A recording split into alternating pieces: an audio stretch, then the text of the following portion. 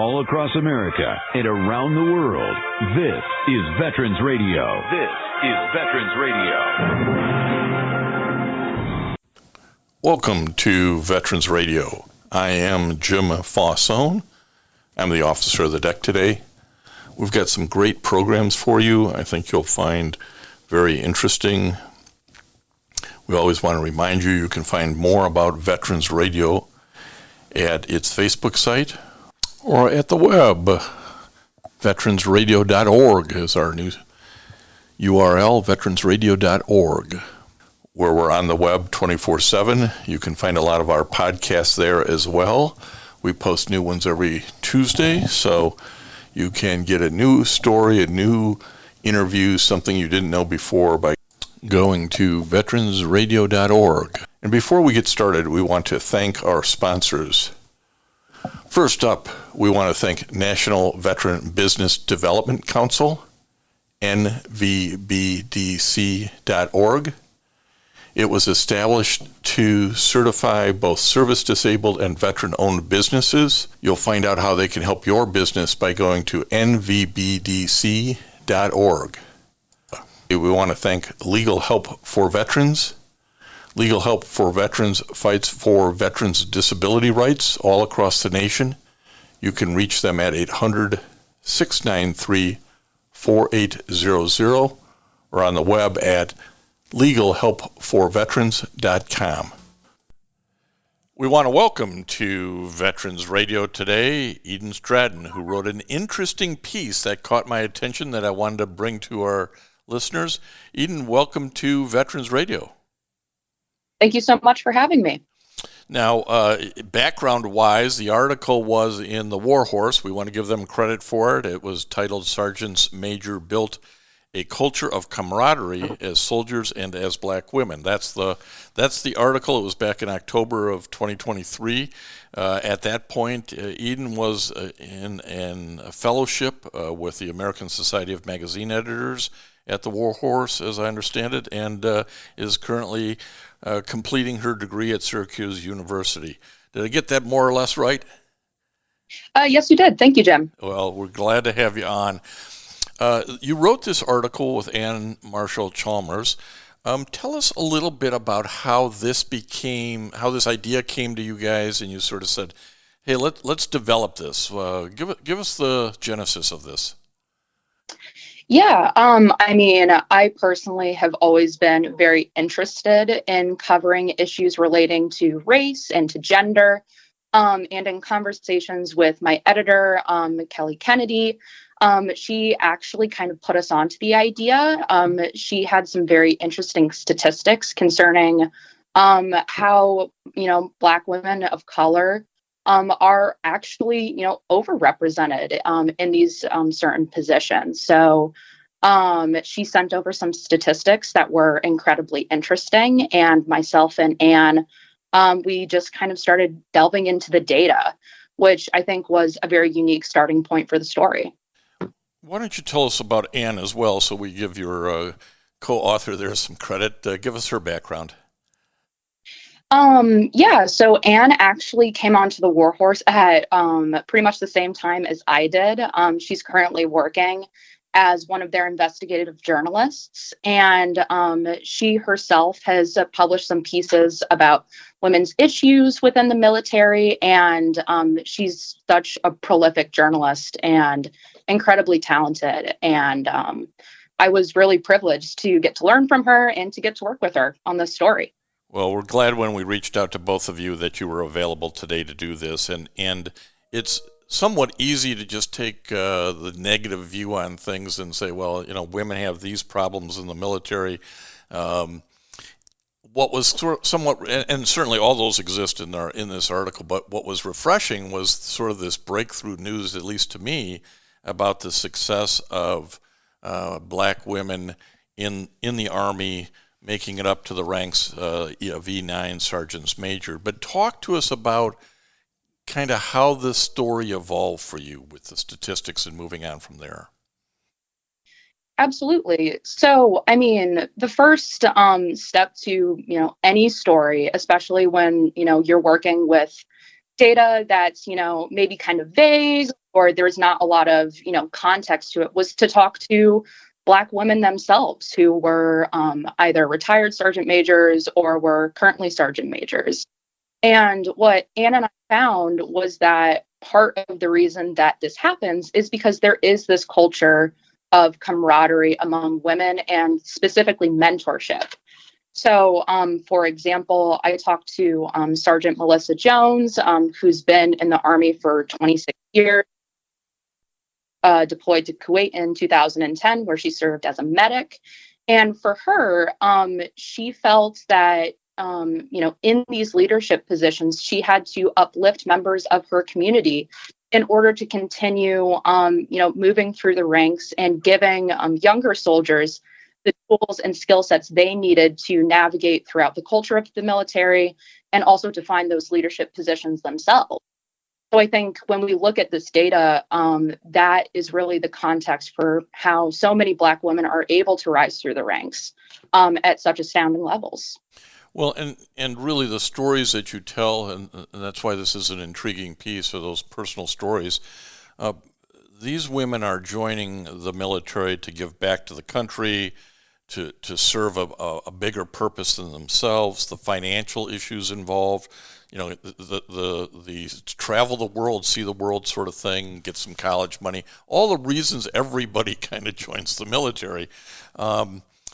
But it is astounding that from the data that's in here, and I guess we've referenced it, but we haven't said it specifically, and this is October 2022 information, nearly half of the sergeant majors in the Army, which is that highest enlisted rank, nearly half of them are Black women, the data showed, and that's really surprising to me. Yeah, I think those statistics in particular are incredibly interesting. And I mean, especially considering that only 36% of Black women make up the total amount of enlisted women in the Army. So I think that goes to show that due to this, consistent culture of mentorship among Black women in the military, at least concern these very specific positions, it does make an impact. As you talk to different women who had either retired or were still in these sergeant major roles, were the stories you heard about their progression similar? I would say so. Obviously, there were, some key differences, but by and large, talked to, they always referenced that there was somebody above them, a commanding officer or a sergeant major themselves, who really allowed them to thrive and really, kind of fostered a mentorship role with them. And I think it was for those reasons that, if you're coming in as, a young soldier, those mentorship relationships are so incredibly important to, personal and professional development, and really was what allowed them to rise through the ranks to the positions that they eventually held. I really think that was one of the keys that I got out of the article, and this is true whether you're in the military or not, but the role of mentorship, the importance of mentorship. Did that ring throughout your discussions with the various women? Absolutely. And in addition to that, once the women that we talked to kind of were recalling their experiences being in those leadership roles, they themselves kind of cited the fact that they, had a mentor and wanted to give back to younger recruits in the same way that their own relationships had been fostered, helped through their early years being in the military. So I think it really ended up being a deal where, we've finally gotten this leadership role. It's time to give back and to, help, somebody that was in our shoes. It seemed to me, too, that one of the other mentorship had a lot of different components to it. And one of them was the networking. Again, whether you're in the military or out of the military, the importance of networking kind of rippled through this and helped elevate these women to the roles that they rightfully had as sergeant majors. But talk about how they felt that whole networking concept was so important. I mean, yeah, networking in addition to, the mentorship role was how a lot of these women were able to attain leadership positions in the first place. Even if it was something as small as, their sergeant major, putting in a good word for them, when positions were being filled and even outside of the military. For example, I know Sergeant Melissa Jones, and you can refer back to the article for this. Her networking with, this younger soldier allowed, this woman to, rise up out of homelessness, to take care of her daughter, and to eventually, run for office. So I think that sort of networking in particular, it kind of transcends the military and assists women, whether they're inside of it or if they've recently left. Yeah, these are pearls of wisdom that you've sprinkled throughout the article here that, as you say, apply whether you're in or out of the military. And another one of them, it seemed to me, was how you deal with adverse situations. And in this instance, a lot of them were race-based. But talk a little bit about that aspect of the importance of having somebody to have discussions with about those interpersonal problems that arise in every relationship. Absolutely. I also think it's important to recognize that I think a lot of these adverse reactions, they were compounded, not only because there is that race factor that these women were Black, but also because they were women themselves. So I think that kind of compounds itself in a way if, there are, either racist or sexist situations that are happening either between officers or between soldiers. And in talking with these women, a lot of times, their, superior officer or their sergeant major would really, teach these women how to respond to those situations without either getting into trouble, obviously unrightly so, but to use those situations as a learning experience and to learn how to fight against them through different means.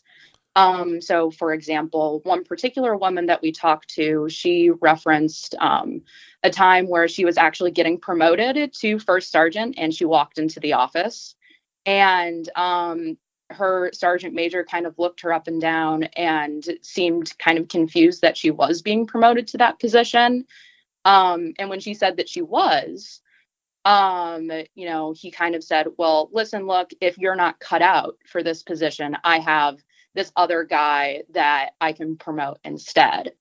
And she kept her cool and she said, no, I've got it. And she was, subsequently promoted and did amazing work in that leadership position and kind of proved to her commanding officers that she was meant for that position and kind of changed their attitudes at the same time, paving the way forward for younger soldiers just like her. Yeah, absolutely. You have to know how to deal with adversity, and it seemed like in the stories you told that these Black female sergeant majors over time had developed this camaraderie, and part of it was to help others in similar situations understand how to deal with adversity. In terms of the women are only about 17% of the total armed forces. So right off the bat, a female going into the military is in that minority group, and a greater minority when they're of color. So they were interesting statistics that you've got, because it breaks it down not only for Black women, but Hispanic women and others in the article that had reached the level of E9. As you talk to these women, what was your sense of, I often ask the question of somebody who's retired, would you do it again? What was your sense of them as you went through this discussion with them? Would they do it again? Obviously, like I can't speak for them, obviously, because they're not here. But the sense that I got was that, the women that we talked to had careers spanning over 20, 30 years. And I think that is a testament to how seriously they took their own jobs and how much of an impact that it had for them getting to mentor other soldiers and to have that experience. So, would they do it again? I would like to say so. So it sounds like these women would be doing it again if because they had achieved such leadership position. Um, as a student at Syracuse University in this fellowship and writing this article, what did you get out of it that maybe going in you had a different perception of? Um, Absolutely. I mean, as a student, every story is a learning experience, and it's also a privilege at the same time. I do not come from a military background, and I'm also, a white student at a private institution. So getting the opportunity to speak to these women about their experiences and also have the responsibility of telling them the way that is genuine and also is powerful was an incredible experience. And I learned so much about, race in the military, also from an intersectional lens, the fact that these people are not only Black, they're also women, and how that changes their interactions in the military. Um, but yeah, it was an incredible privilege to speak to them, to hear their stories, and also to tell them. And I think for publication War Horse, that it was an incredible experience and one that I would absolutely do all over again if I could. Did it, because you didn't come from a military family, as you said, did it change your view about military service? I think it did. I didn't really have many opinions about the military before I started working for the War Horse. I was definitely, interested in covering military affairs.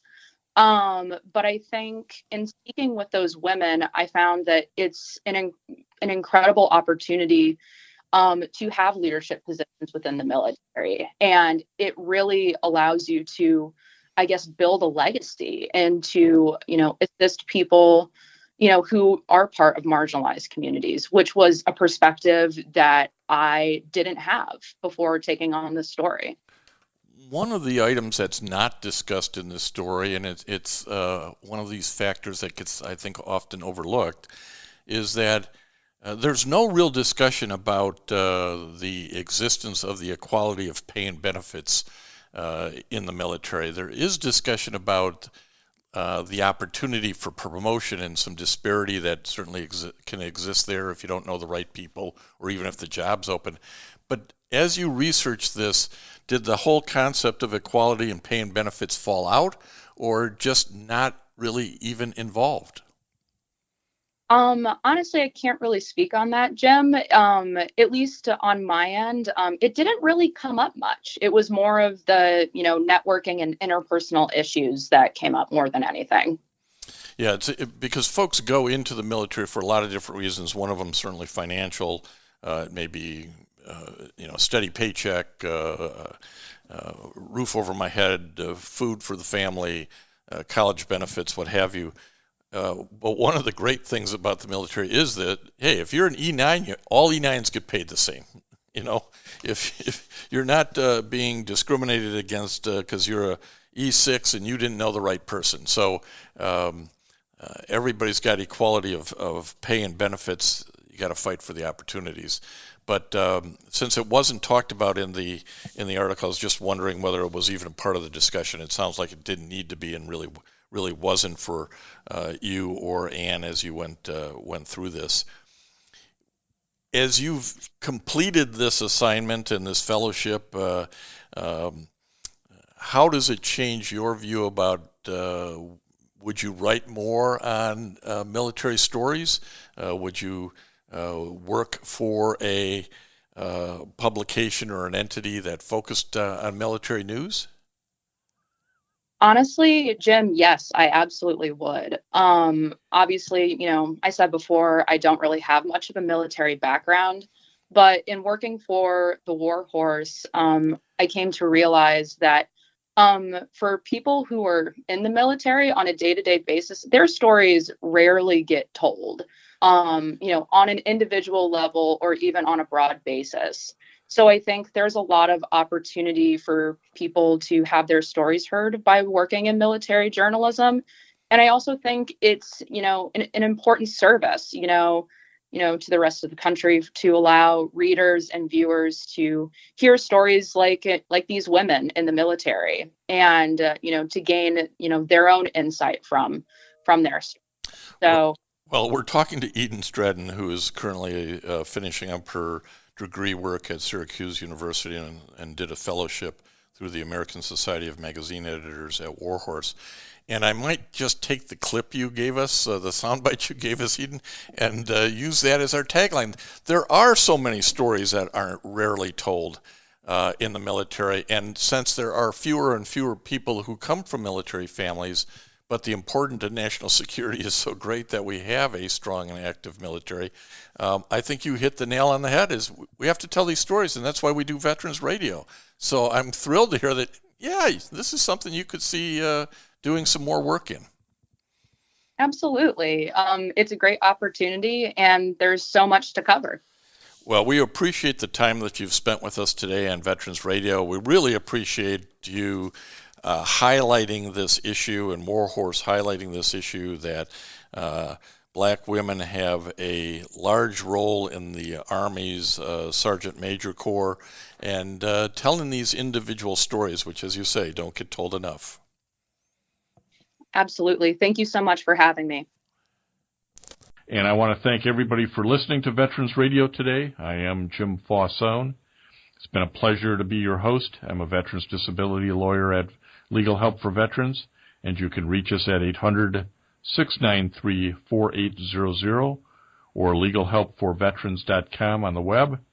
You can follow Veterans Radio on Facebook and listen to its podcasts and internet radio shows by visiting us at veteransradio.org. That's veteransradio.org.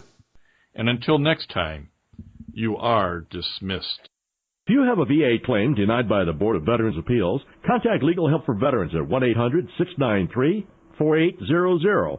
They're experts in handling cases before the U.S. Court of Appeals for Veterans Claims. Their number again, 1-800-693-4800.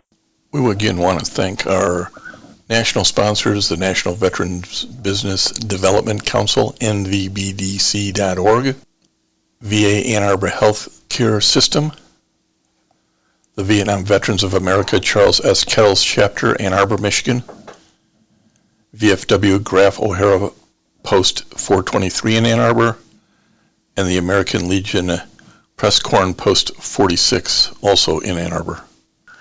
We appreciate all your support. You can go to veteransradio.net, click on the sponsor level, and continue to support keeping Veterans Radio on the air.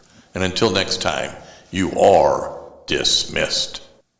With Lucky Land Slots, you can get lucky just about anywhere. Dearly beloved, we are gathered here today to... Has anyone seen the bride and groom? Sorry, we're here. We were getting lucky in the limo and we lost track of time. No, Lucky Land Casino, with cash prizes that add up quicker than a guest registry. In that case, I pronounce you lucky. Play for free at LuckyLandSlots.com. Daily bonuses are waiting. No purchase necessary. Void where prohibited by law. 18+. Terms and conditions apply. See website for details.